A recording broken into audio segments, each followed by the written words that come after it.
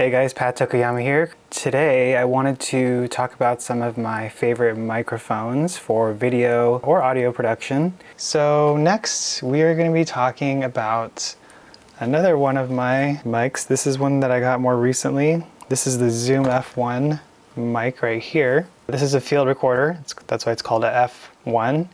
And I got this to make field recordings out in the wilderness when I'm camping and hiking or when I'm traveling, and it makes really good sound. I'm really happy with it. I used to have a H5 recorder that has XLR inputs as well as the ability to put in the microphone capsules if you want, but that was just a little bit too bulky, and as soon as this was released I decided to downgrade, I guess you could say, and get this instead. So I've been really happy with it. It's also a backup recording tool for my other camera if I don't use that mic, and it has very good features as well. So we're going to be talking about that next.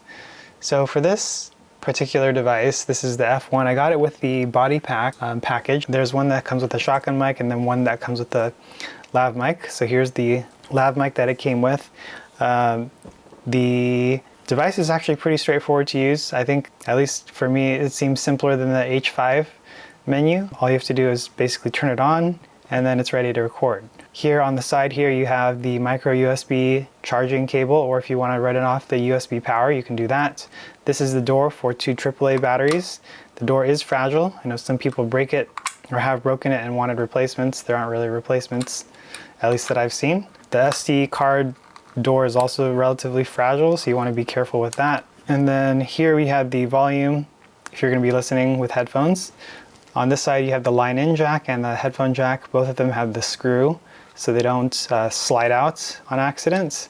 And then here you have the micro SD slot, and then here is the power to hold or to turn it on. It has several features which are excellent.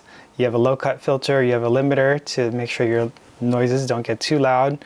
You can adjust the recording level sensitivity, and then there's different formats. 48 kilohertz is available if you want to be recording in that for video, and that's about it. As far as the mics that you can add on here, like I said, this package that I purchased came with the lav mic only, so there was a little cover here which I misplaced since I always have the other thing on there. Let's go ahead and get into some of the pros and cons. I think I was talking too much. So the sound is good.